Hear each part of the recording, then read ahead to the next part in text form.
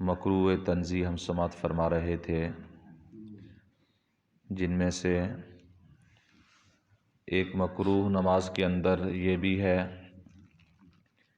کہ کسی قسم کی تسبیحات کا نماز میں شمار کرنا انگلیوں پر، یہ مکروہ ہے،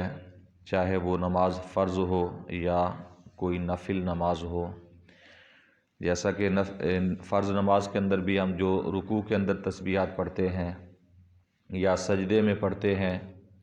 یا اس طرح کی کوئی شخص طویل نماز کر کے پڑھتا ہے اور اس میں کافی تسبیحات پڑھتا ہے، تو انگلیوں پر اگر وہ شمار کرے گا اپنے ہاتھ سے، جیسا کہ ہم نماز کے علاوہ انگلیوں پر تسبیح وغیرہ پڑھتے ہیں، اس انداز سے اگر شمار کرے گا تو یہ مکروہ ہے۔ اور جیسا کہ صلاۃ التسبیح نفل نماز ہے، اس کے اندر بھی تسبیحات جب زیادہ پڑھی جاتی ہیں تو انگلیوں پر بعض لوگ شمار کرتے ہیں، تو چاہے فرض نماز ہے یا نفل نماز ہے، سنت نماز ہے، تسبیحات کو انگلیوں پر شمار کرنا یہ مکروہ ہے، مکروہ تنزیہ ہے، اور اس سے بچنا چاہیے۔ فقہاء کرام نے فرمایا کہ اگر شمار کرنا چاہتا ہے تو دل ہی دل میں انہیں شمار کرے،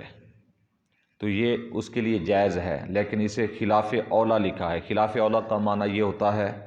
کہ بہتر نہیں ہے لیکن اس میں مکروہ بھی نہیں ہے۔ اگر دل میں شمار کرتا ہے تو یہ جائز ہے لیکن خلاف اولیٰ ہے، بہتر کا خلاف ہے۔ اور اگر شمار کرے ہی نہ، اس لیے خلاف اولیٰ اس لیے کہا گیا ہے کہ نماز کے اندر جب تسبیحات کی گنتی کی طرف توجہ ہوگی تو گویا کہ نماز سے ہٹ کر، اپنے رب سے ہٹ کر اس نے توجہ کسی اور سمت کر لی ہے، اس لیے یہ خلاف اولیٰ ہے، یہ بہتر نہیں ہے۔ تو اگر تسبیحات جتنی پڑھنی ہیں تو جب گنتی نہ کرے یا ذہن میں بھی انہیں شمار نہ کرے تو بھول بھی سکتا ہے، تو بھول جائے تو کوئی حرج نہیں ہے۔ اگر کوئی 3 تسبیح کی جگہ پر 4 پڑھ لیتا ہے، 4 کی جگہ پر 5، 5 کی جگہ پر یہ 6 پڑھ لیتا ہے، تو اس میں کوئی حرج والی بات نہیں ہے کسی قسم کی۔ صلاۃ التسبیح کے اندر بھی ایسا ہی ہے، اگر کوئی تسبیح زیادہ ہو جاتی ہے یا کم ہوتی ہے تو کوئی حرج والی بات نہیں ہے، تو اس لیے شمار کرنے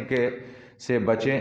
تو اگر کسی نے شمار کرنی بھی ہے تو اتنی اجازت ہے کچھ نہ کچھ کہ وہ دل ہی دل میں انہیں شمار کر سکتا ہے، یعنی ان کی گنتی کر سکتا ہے۔ انگلیوں پر گنتی کرنا یہ ٹھیک نہیں ہے، بلکہ بعض لوگوں نے یہاں تک بھی فرمایا کہ اپنے انگلیوں کے پوروں سے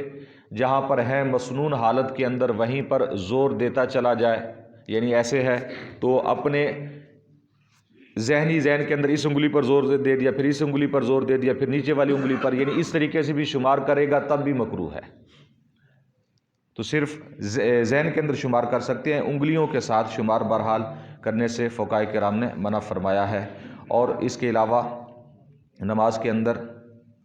ایک مکروہ یہ بھی ہے کہ رکوع میں جب جائیں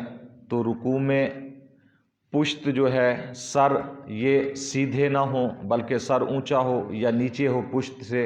اور پشت بھی رکوع کے اندر بالکل سیدھی نہ ہو، یہ بھی فقہاء کرام نے اسے بھی مکروہ تنزیہ لکھا ہے کہ رکوع میں جب جائیں تو اس وقت سر اور پشت یہ برابر سیدھے ہونے چاہیے، اور اتنے سیدھے ہونے چاہیے کہ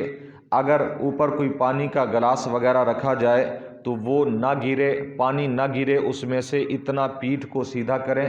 تو بازوؤں کو سیدھا رکھیں اور گھٹنوں کو مضبوطی کے ساتھ اپنی انگلیوں کے ساتھ مضبوطی سے پکڑیں، اور بازو جب سیدھے کریں گے تو پشت خود بخود سیدھی ہو جائے گی، اور سر جو ہے یہ بھی اس کی سیدھ میں رہے، سر نہ بہت نیچے ہو نہ بہت اونچا ہو، اور نظر رکوع کے اندر جو ہے وہ